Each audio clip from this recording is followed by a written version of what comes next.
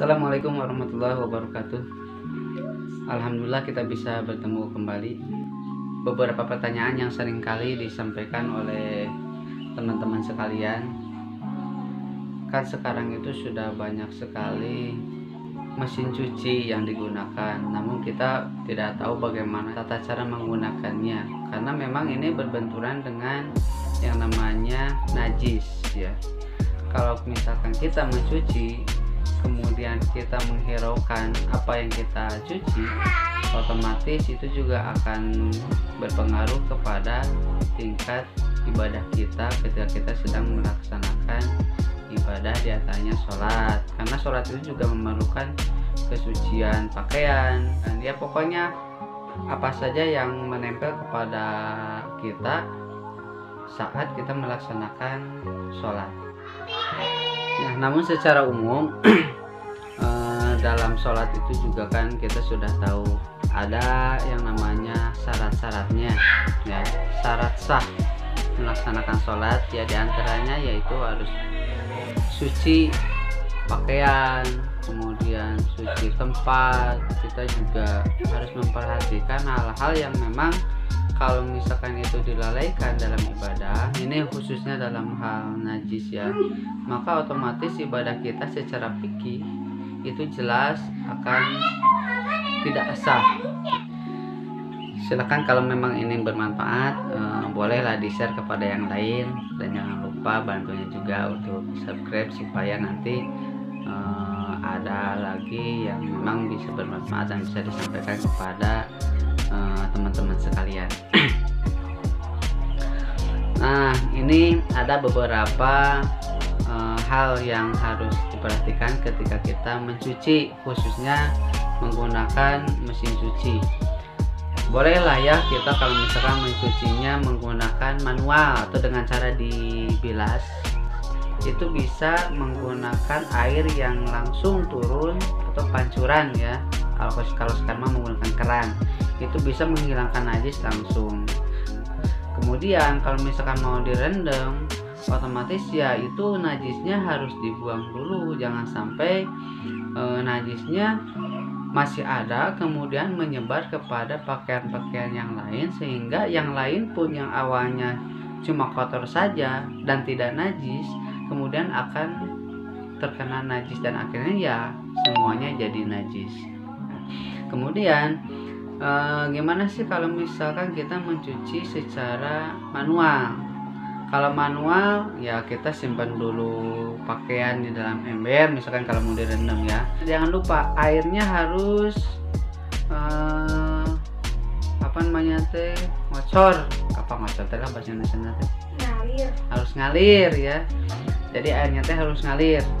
Nah, pakaiannya di bawah, kemudian baru airnya ngalir ke bawah ke pakaian itu sendiri. Jangan sampai airnya dulu di dalam ember kemudian baru pakaiannya dimasukkan. Nah, otomatis nanti malah najis masuk ke dalam ember. Tetapi kalau misalkan di dalam ember kemudian ada najisnya, kemudian kita masukkan air, nah nanti kita gosok-gosok. Nah, setelah itu baru airnya dibuang. Nah, otomatis si najisnya itu terbuang. Kalau masih penasaran, misalkan masih takut masih ada najis, ya bolehlah diulangi lagi sekali lagi kemudian dibuang. Nah, itu kan tinggal kotor-kotornya saja yang ada di pakaian. Nah, kotor itu bukan najis ya. Kotoran itu bukan najis. Yang kotor ya, bukan kotoran. Yang kotor itu belum tentu najis. Karena yang namanya tanah juga kotor, itu kan bisa dipakai untuk bersuci.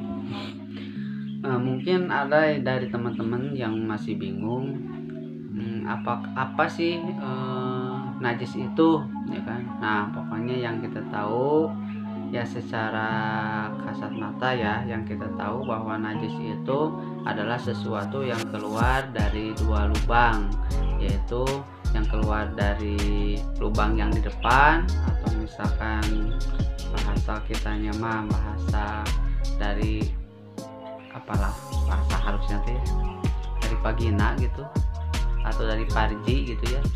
Nah, atau dari dubur ya kan. Maaf ya kalau misalkan bahasanya tidak pas. Kemudian kedua lubang tersebut itu mengeluarkan najis ya kan. adapun misalkan darah yang menempel juga itu sebenarnya najis, dan itu memang juga harus dibersihkan, seperti nanah juga itu juga najis, juga harus juga dibersihkan.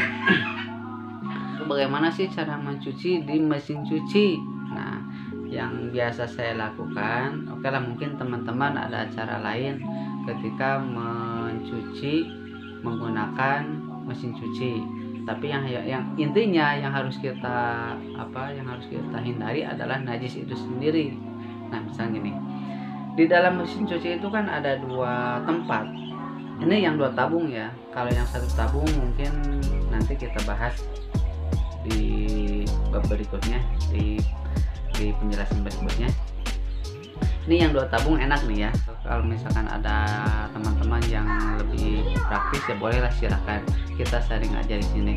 Misalkan dalam 2 tabung, yang 1 tabung itu untuk untuk membilas, dan yang 1 tabung lagi itu untuk mengeringkan. Yang 1 tabungnya ini untuk membilas. Nah, kita tata caranya gini ya. Yang lebih bagusnya itu pakaian yang benar-benar terkena najis, misalkan yaitu dalaman biasanya ya, apalagi yang anak-anak ya kan, biasanya suka ada kencing. Nah, itu kalau bisa dipisahkan dulu.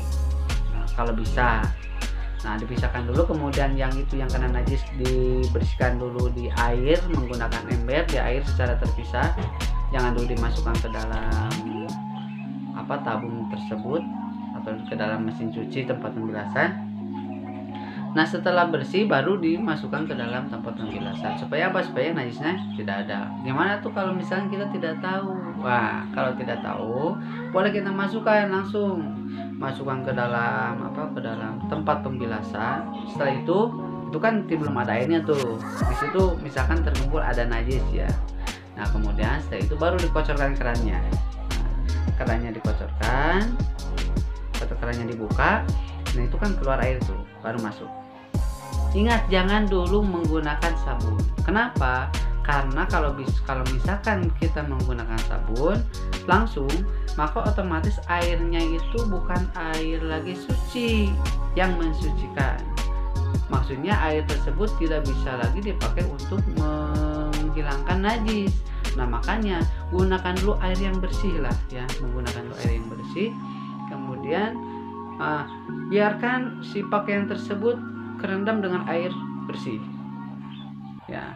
Ingat, jangan dulu menggunakan sabun. Kenapa? Supaya najisnya hilang.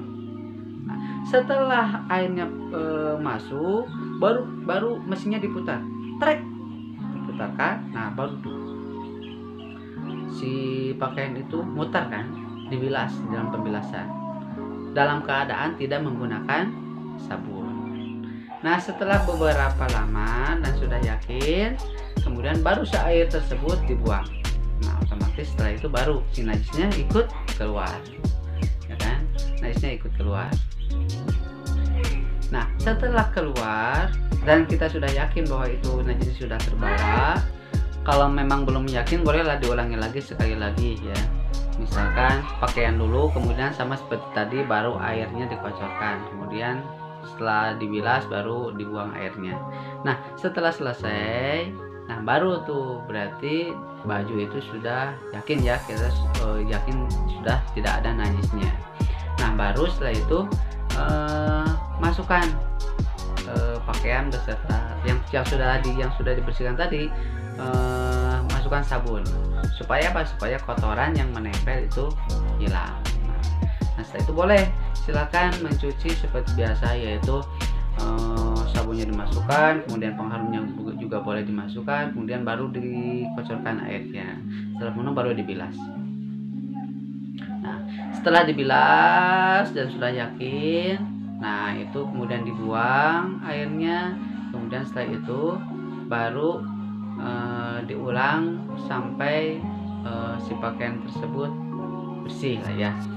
Supaya gampang, kalau saya biasanya sama istri saya suka membilasnya langsung di tempat tersebut. Misalnya gini, misalkan ada tabung, kemudian si airnya itu sudah dibuang, kemudian baru si pakaian itu dibersihkan pakai tangan dengan cara airnya ngocor ke dalam tabung mesin cuci.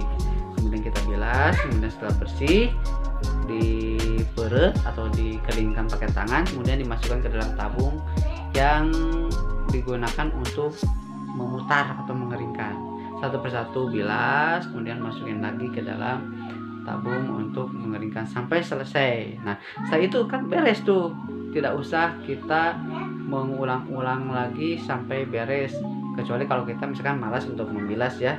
Itu bisa teman-teman setelah airnya ke bawah, kemudian masukin ke dalam tabung semuanya, kemudian disepin sampai beres, kemudian dimasukin lagi ke tempat pembilasan pakai air lagi. Itu kan sepertinya lama dan akan menghabiskan air cukup banyak. Alangkah lebih baik ya seperti saya lakukan tadi, yaitu si pakaian itu diambil satu persatu, kemudian kita bersihkan pakai tangan. Ya nggak akan lama sih, cuma dihilangkan busanya saja. Sampai beres, diperes, masukin ke dalam tabung sampai selesai. Setelah itu disepin, akhirnya beres deh, selesai. Nah itulah ya. Jadi gimana caranya supaya kita juga aman, kemudian dalam melaksanakan sholat juga atau ibadah juga aman, dan pakaian yang kita pakai ya kita juga aman. Kenapa? Karena terbebas dari yang namanya najis. Secara teori ya bisa saja ya, secara fikih kita mengikutinya, walaupun ya mungkin kita tidak tahu bahwa ketika kita sholat juga belum tentu diterima sholatnya ya. Kita sholat kadang-kadang ingat kemana-mana kan, baru juga takbir sudah pikiran sudah melayang kemana-mana. Nah ya minimal kita ketika sholat apa yang kita gunakan seperti pakaian atau baju, kemudian sarung, kemudian sejadah yang kita gunakan, kemudian kalau perempuan itu mukena atau apa bahasa Indonesianya, mukena teh ya mukenanya. Itu yang digunakan itu terbebas dari yang namanya najis. Apalagi kita misalkan kita mencucinya apa sembarangan dan tidak tahu tata caranya, ya pokoknya sebelum kita mencuci secara keseluruhan, intinya hilangkan dulu najisnya. Supaya apa? Supaya apa yang kita gunakan terbebas dari hal-hal yang membuat ibadah kita tertolak secara fikih. Nah, mungkin itu saja yang bisa saya sampaikan. Mudah-mudahan ini bisa bermanfaat, dan silakan teman-teman bisa men-share-nya kepada yang lainnya. Ya, nanti kita bahas lagi yang memang apabila ada pertanyaan yang datang, nanti insya Allah akan saya sampaikan. Kalau misalkan ini berbeda pendapat dengan teman-teman yang lain mengenai fikih, ya nggak apa-apa, namanya juga manusia itu mempunyai tingkat pendidikan atau tingkat keilmuan yang berbeda-beda ya. Tiap ulama juga berbeda-beda, yang penting kita tidak saling menyalahkan ya, karena memang kan kita juga tahu ya, kita hidup di dunia yang memiliki berbagai macam mazhab yang harus kita ketahui ya. Itu saja, mudah-mudahan bermanfaat. Terima kasih. Assalamualaikum warahmatullahi wabarakatuh.